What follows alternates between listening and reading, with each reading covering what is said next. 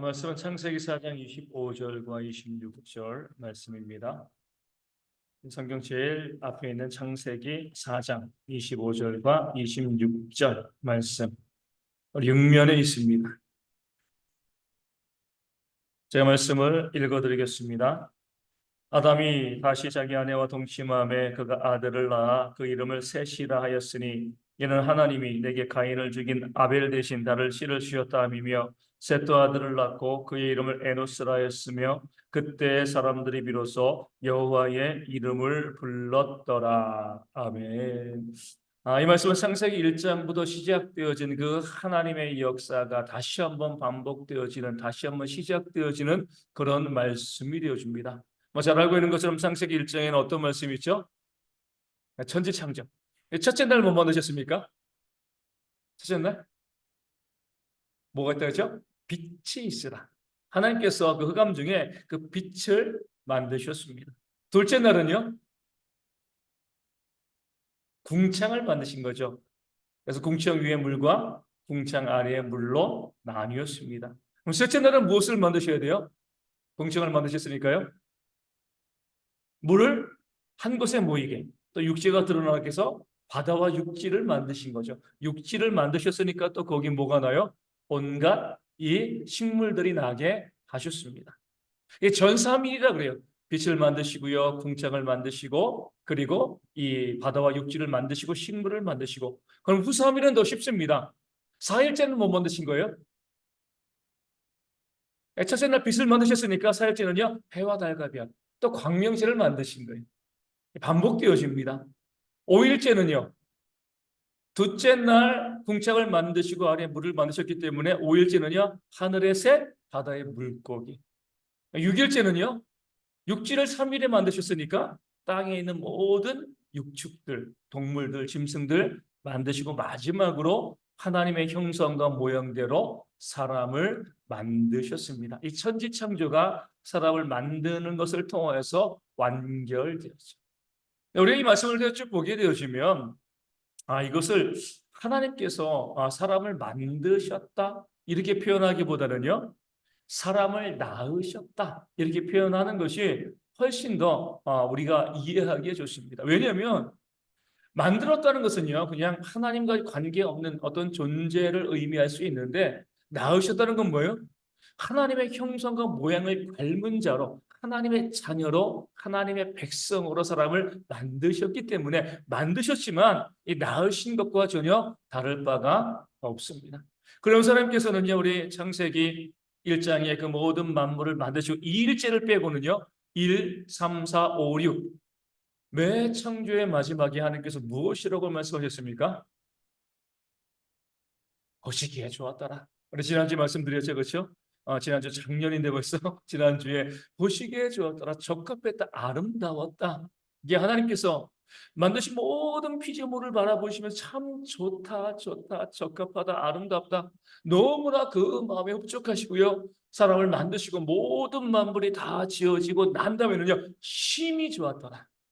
완성되어진 거죠. 심히 좋았다. 이렇게 하나님께서 말씀하셨습니다. 하나님께서 우리가 사람을 만드셨을 때, 마지막 날이죠. 그 사람을 만드셨을 때 자기의 형상과 자기의 모양대로 사람을 만드셨습니다. 낳으신 거죠. 그리고 하나님이 어떠셨을까요? 마음이 어떻겠습니까? 얼마나 기쁘고요. 얼마나 좋았겠습니까? 그 사람을 보면서 내 형상과 내 모양을 가지고 있는 사람이기 때문에 보자마자 뭐예요? 그 사람과 하나님이 사랑에 빠지신 거죠. 그렇죠? 창세기 말씀을 통해서 이 천지창조의 말씀을 통해서 쭉 보게 되어지면 예전에도 말씀드린 것처럼 하나님께서는요 마치 이 아이를 낳으려는 부부가 그 아이가 머물 수 있는 그 아이의 방을 꾸미는 것처럼 천지를 창조하신 것이요. 그 사람을 두시기 위해서 하나님이 만드신 최후의 마지막에 피조물인 그 사람을 두시기 위해서 우주도 만드시고요. 해와 달과 별, 또 지구와 하늘, 바다, 모든 식물들, 동물들, 하나님께서 그 사람이 그 땅에 거하기에 좋게끔 그 사람을 위해서 만든 것이 온 우주와 지구가 되어집니다. 부모들이 부부가 결혼해서 임신을 하고 이제 아이의 출산일이 다가오면 어떻게 해요? 그 아이의 방을 꾸미잖아요. 그래서 이것저것 할 수 있는 대로 뭐 침대도 사다 놓고요, 또 도배도 하고 또 뭐 이 모빌도 달고 여러 가지 많이 하면서 그 아이의 방을 꾸미면서 부모가 너무 좋아하는 것처럼 하나님께서도 다른 이유 없이 사람을 두시기 위해서 사람과 함께 하시기 위해서 온 우주를 만드시고요, 지구를 만드신 거죠. 하나님께서 사람이 없으면은요 우주를 만드실 이유가 없습니다. 하나님은 스스로 존재하시는, 스스로 있는 분이시고 성부, 성자, 성령 삼위의 하나님이 함께 하시기 때문에 굳이 그 하나님께서 물질적인 세계를 만드실 이유가 없는 거예요. 우리 부부도 마찬가지잖아요. 아이가 없는데 아이 방을 꾸밀 이유가 없잖아요. 그렇죠? 아이가 있으니까 아이를 목적으로 하니까 그 아이 방을 꾸미는 겁니다. 아이를 낳아서 그 방에 두기 위해서 그 방을 꾸미는 것이죠. 우리는 애 낳을 생각이 없어. 우리는 애를 갖고 싶지 않아. 이런 부부들이요, 아무리 집에 방이 뭐 10개, 20개 있어도 아이의 방을 꾸밀 이유가 없는 겁니다. 하나님도 마찬가지예요. 그 사람 때문에 그 사람을 두시기 위해서 그 사람이 가장 행복하고 가장 잘 살아갈 수 있도록 만드시기 위해서 해와 달과 별과 온 우주 측량할 수 없는 그 모든 세상 만물을 지으시고 창조하시고요. 마지막에 거기에 사람을 두셨습니다. 무엇 하시려고요? 함께 있기 위해서. 우리 사랑한다는 것은 뭐예요? 함께 있는다는 거예요. 사랑하지 않으면은요, 함께 있고자 하지 않습니다. 우리 이재철 목사님도 그 책에서 이렇게 이야기합니다. 그 사랑하는 사람을 위해서 시간을 내지 않는다는 것은 사랑하지 않는다는 거예요. 내가 정말 그 사람을 사랑하면요, 시간을 낼 수밖에 없습니다. 시간을 내는 것이 곧 함께 있는 것이 사랑이기 때문에 그래요. 하나님께서도 인간을 만드신 이유는요, 함께 있기 위해서 너무나 사랑하기 때문에 그 사람과 함께 있기 위해서 온 우주를 만드시고요, 지구에 사람을 두시고 에덴 동산에 그 사람을 두시고 하나님과 동행하였습니다. 너무 사랑하기 때문에 하나님께서 그 사람들과 함께 있기를 원하시는 거죠. 이게 바로 창조고요. 그런 면에서 우리는 그 창세기 1장을 천지 창조의 말씀입니다. 이렇게 우리가 보지만 우리가 그 내용을 살펴보면요, 바로 사랑에 대한 하나님의 고백이다.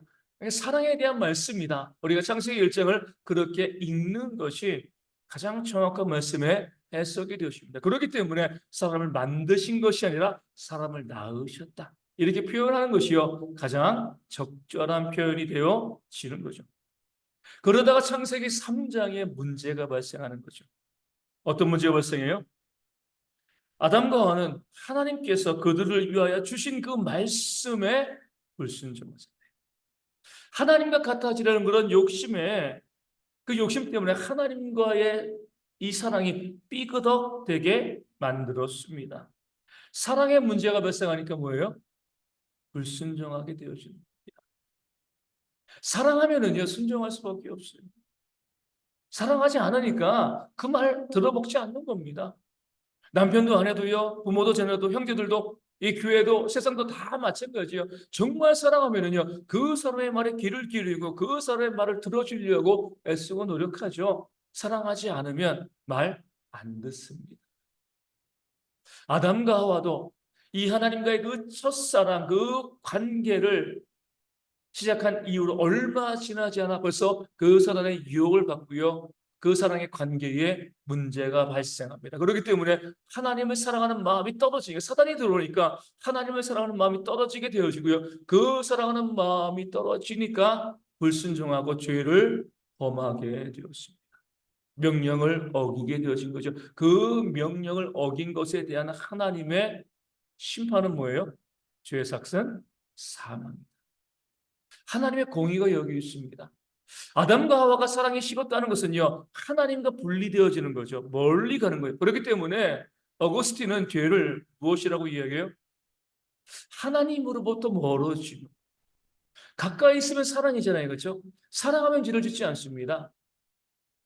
사랑하지 않으니까 멀어지고요, 멀어지니까 죄를 짓게 되어지는 겁니다. 그렇게 죄를 지었기 때문에 그 죄의 삭이 사망이 되어지는 겁니다.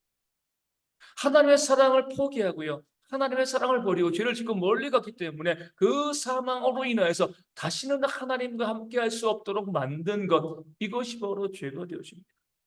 함께 있기 위해서 그 사랑 때문에 하나님께서 온 우주를 만드시고요, 인간을 만드셨는데 사람은요, 그 하나님에게서 멀어졌습니다.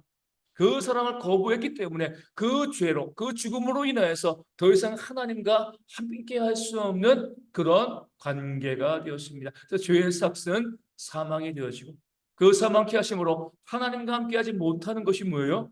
하나님의 공의로운 심판이 되어집니다. 그런데 하나님께서는요, 한 번 사랑하셨기 때문에 그 사랑을 포기하지 않으시는 거죠.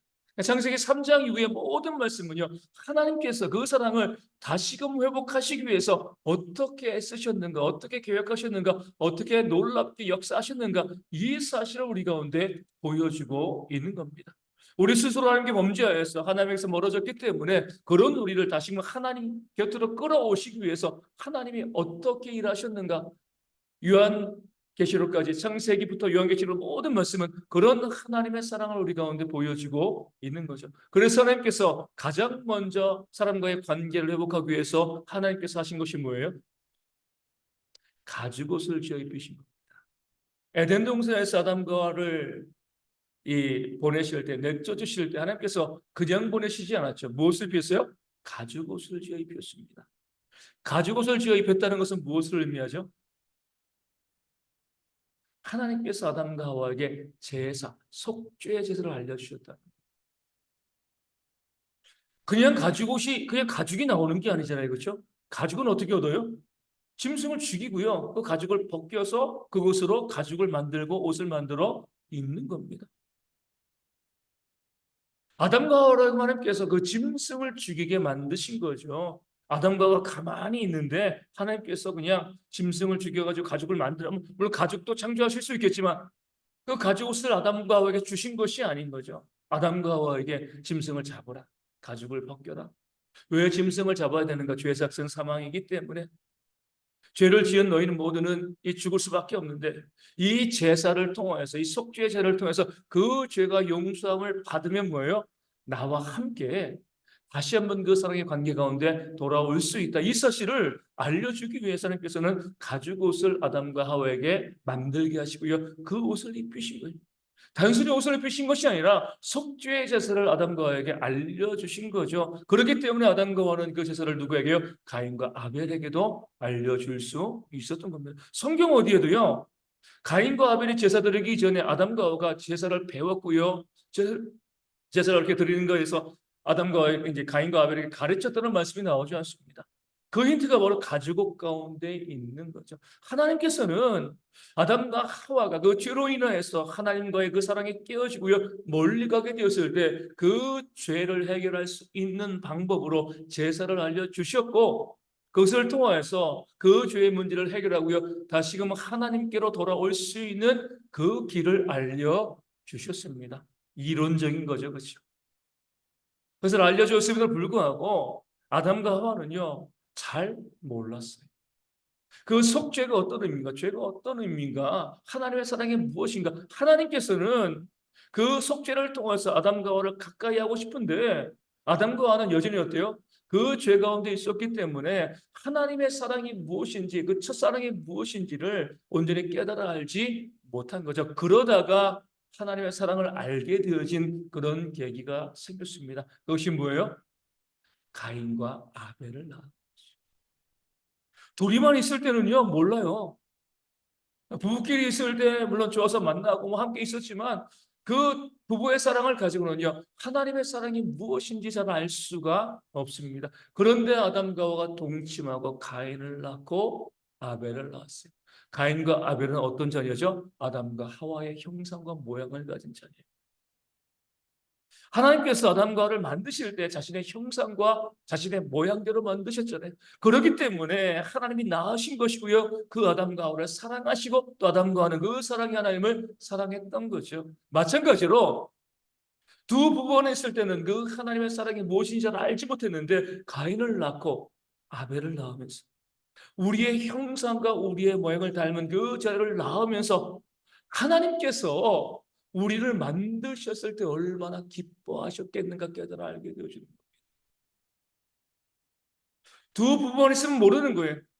자식을 낳음을 통해서 나를 닮은 내 형상과 내 모양을 닮은 그 자식이 태어나고 그것이 너무나 기쁘고 감격스러워하는 그 모습을 보면서 아, 하나님께서도 우리를 만드실 때에 이런 마음, 이런 사랑을 가지셨겠구나.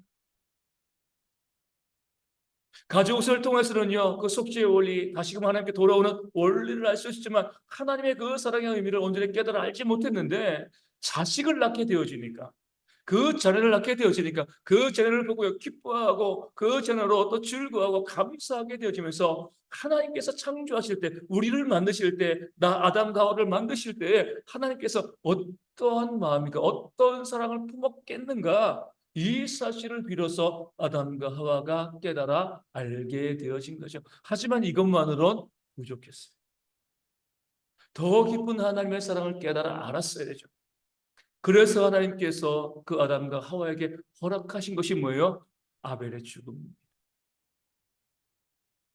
가인이 떠나가는 거죠.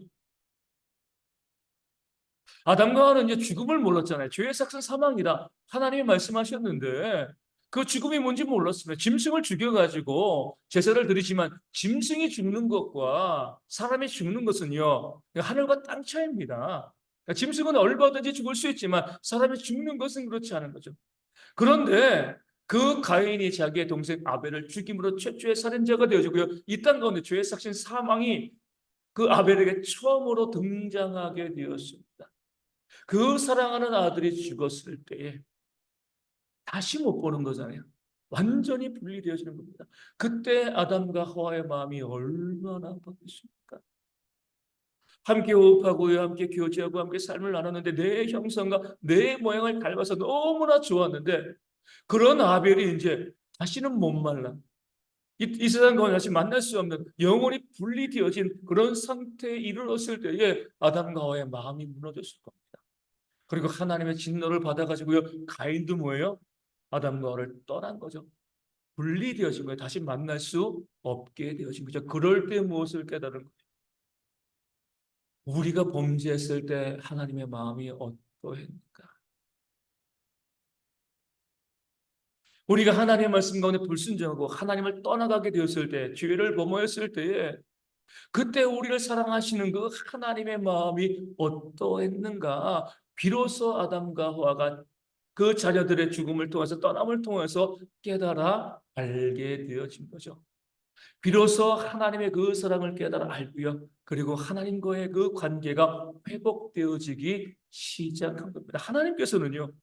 아담과 하와가 가지고서를 통하여서 이론적으로 제사의 제도와 또 구속의 원리를 알지만 이론으로 아는 거죠. 정말 하나님이 그들을 얼마나 사랑하셨는가? 그들이 범죄했을 때 얼마나 그 마음이 아프셨는가? 그의 자녀들을 통해서 태어남을 통해서 죽음을 통해서 떠남을 통해서 직접 아담과 하와로 그것을 깨달아 알게 하셨습니다. 그러면서 아담과 하와는요, 우리가 죄를 범은 것이 얼마나 하나님의 마음을 아프시게 한 건가? 바로 그때 하나님께 온전히 회개하였습니다. 하나님, 우리가 하나님께 정말 너무나 큰 아픔과 상처를 드렸습니다. 우리를 그렇게 사랑하셨는데 그 사랑을 우리가 이렇게 배반하였습니다. 내가 내 자식이 죽고 내 자식이 다시 만나지 못하는 그런 상황이 되어지니까 그때 하나님, 우리가 선악을 알게 하는 열매를 따먹었을 때 하나님께서 어떠한 마음이셨는가, 그 사랑이 얼마나 아프셨는가 비로소 우리가 깨달아 알게 되었습니다. 그런 고백을 아담과 하와가 하면서 비로소 뭐예요? 그 속죄의 제도를 통해서 하나님께 그 나아가는 그런 삶으로 아담과 하와가 회복되었을 겁니다. 그러할 때는 그래서 주신 아들이 바로 오늘 본문에 나오는 셋이제거지. 하나님과의 사랑이 회복되어지고 난 다음에 가인과 아벨은 아직까지 그런 때가 아니었죠. 그 모든 관계가 회복되어지고 난 다음에 첫사랑이 회복되어지고 난 다음에 얻은 아들, 진짜 아들이 누구예요? 바로 셋이 되어집니다. 이 셋의 이름의 뜻은 두 가지예요. 하나는 주어진 자, 다른 하나는요 안정된 자. 이 두 이름은요 가인과 아벨과 연결되어 있습니다. 오늘 말씀에 보면 어때요? 25절에 다른 씨를 주셨다. 그러니까 주어진 자라죠. 아벨 대신에. 그러니까 주어진 자라는 의미는요, 하나님께서 우리를 떠난 죽은 그 아벨 대신에 주신 주어진 자가 바로 이 셋이다. 이런 의미를 가지고 있고요. 안정된 자는 뭐예요? 가인은요, 유리방황했습니다. 그 삶이 불안정했죠. 그 가인 대신 주인 아들, 안정된 자로서 그 셋을 주신 것이죠. 그 가정 가운데 셋이 태어났을 때 아담과 하와가 그 셋에게 무엇을 이야기했겠습니까?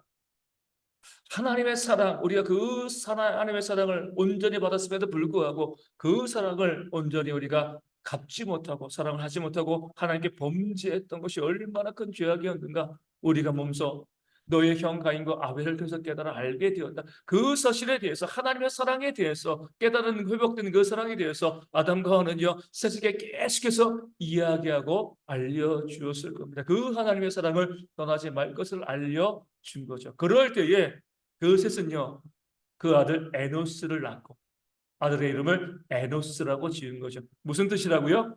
죽을 수밖에 없는 존재. 그러니까 죄를 지은 존재라는 거죠. 하나님의 사랑을 받은 자였는데 그 사랑을 우리가 저버리고 죄를 지어서 죽을 수밖에 없는 존재가 되었다. 그렇기 때문에 뭐예요? 우리가 속죄의 제사, 그 가죽옷을 통하여서 하나님께 나아가고 우리의 모든 죄를 다 회복하고 다시금 하나님과의 관계를 회복하는 것이 우리 인생의 목적이다. 그 사실을 두고요. 그런 고백을 담아서 셋은요. 그 아들에게 에노스라 죽을 수밖에 없는 존재라는 이름을 지어줬고 그렇기 때문에 뭐예요? 말씀에 26절에 비로소 여호와의 이름을 불렀더라 예배하고 제사했다. 다시 하나님께로 돌아간 겁니다. 아담과 하와를 창조하시고 함께 있기를 원하시던 그 하나님인데 죄로 인하여서 어때요? 하나님과 관계가 깨어진 거죠. 멀어졌습니다. 아담과 하와는요 가인과 아벨을 낳고 아벨의 죽음과 가인의 떠나감을 통해서 비로소 하나님의 사랑을 깨달아 알고 그 셋에게 하나님의 사랑을 이야기해 줬을 때 그것에서는요 에노스를 통하여서 우리가 제사를 통해서 다시금 하나님께 속죄를 통하여서 나아갈 수 있고 예배할 수 있다. 그렇게 하나님과 관계, 처음에 하나님께서 에덴 동산에 두었던 그 관계를 회복해 나간 것. 이것이 바로 에노스와 셋의 그런 모습이 되어지는 겁니다. 그러면서 창세기 1장부터 4장까지는요. 하나님의 사랑, 또 타락, 실패, 회복, 다시 사랑. 이것이 회복되어지고 반복되어지는 그런 모습이 창세기 1장에서 4장까지 우리 가운데 보여지고 있는 겁니다. 그래서 하나님께서는요. 우리로 하여금 가정을 주십니다. 왜요? 하나님께서 우리와 함께 하고 싶어 하는 우리를 얼마나 사랑하는지를 우리로 하여금 직접 깨달아 알게 해주시기 위해서입니다. 말씀을 통해서 우리는요, 우리 가지고처럼 원리로 다 알고 있어요. 하나님께서 우리를 얼마나 사랑하시는가, 우리의 죄가 십자가의 보혈로 용서받을 수 있다는 그 사실 우리는 너무나 잘 알고 있습니다. 하지만 가지고 오신 거죠. 정말 우리의 그 하나님의 사랑을 온전히 깨달아 알기 위해서는 우리는 우리의 가정을 통해서 그 사랑을 깨달아 알 수 있게 되어집니다. 내가 부모의 자식이 되었을 때는요, 그 사실을 깨달아 알지 못하죠. 근데 내가 결혼하여서 내가 내 자녀를 낳게 되어지면요, 내 형상과 내 모양을 낳은 그 자녀를 우리가 낳게 되어지면, 아, 하나님께서 우리를 얼마나 사랑하셨는가.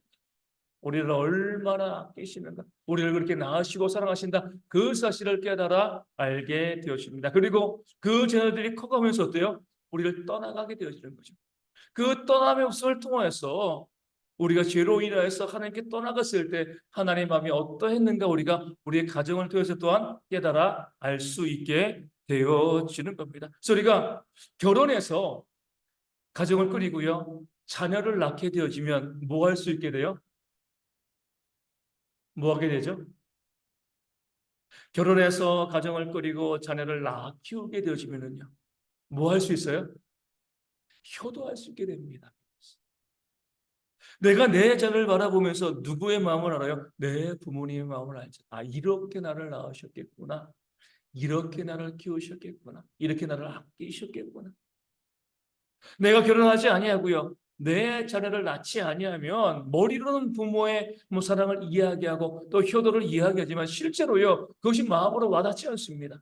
내가 아이를 낳고요 그 아이를 키우면서 힘들어하고 아파하고 또 상처받고 모든 과정을 통하여서 나에게 주어진 그 부모의 사랑을 깨달아 알게 되어지는 겁니다. 그러면서 또 부모에게 효도하고요. 그렇게 효도하는 자들이 뭐예요? 하나님을 잘 공경하고 섬기게 되어 있습니다. 성경은요, 부모에게 효도하는 것과 하나님을 사랑하는 것을 일치시켜 놓고 있습니다. 내 부모가 나를 향해서 베풀어 주신 그 사랑을 내가 내 자녀를 통해서 깨달아 알게 되어지고요. 그러면서 하나님께서 또한 나를 이 땅 가운데 구원하시고 나를 위해서 예수님 십자가에 달려 돌아가셨을 때 그 사랑이 얼마나 큰지를 깨달아 알게 되어지면서 하나님께 온전히 그 사랑을 회복하게 되어지는 겁니다. 그렇기 때문에 가정이 온전해야지 하나님과의 사랑이 회복되어지는 겁니다. 가정에서 사랑이 회복되어지지 않고요. 그 가정에서 사랑이 온전히 세워지지 아니하면 하나님의 사랑을 깨달아 알지 못합니다. 그 사랑을 깨달아 알지 못하니까 하나님께 그 사랑을 회복해 나갈 수가 없게 되어지는 거죠. 그렇게 가정을 통하여서 하나님의 사랑을 깨달아 아는 자들, 하나님의 그 깊으신 사랑을 깨달아 알게 되어지는 자들이 가장 힘쓰는 것이 무엇이에요? 오늘 말씀에 나온 것처럼 하나님의 이름을 부르는 겁니다. 예배하는 겁니다. 하나님이 나를 사랑하신다. 하나님이 나를 사랑하시기 위해서 그 아들을 아낌없이 우리를 위해서 주셨다. 나를 얼마나 사랑하시는가 그 사실을 깨달아 알게 되어지면 우리도 그러잖아요. 부모에게 효도하게 되어지면 가장 먼저 뭐예요? 자주 부모님을 찾아뵙게 됩니다.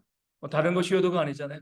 그 말씀 가운데 순종하면서 그 부모와 함께 오래 시간을 보내고자 하는 것이 그 부모를 사랑하는 거죠. 마찬가지로 하나님을 사랑한다라고 하는 사람들, 우리 셋이 에노스를 낳고요. 죽을 수밖에 없는 존재의 그 이름을 짓고요.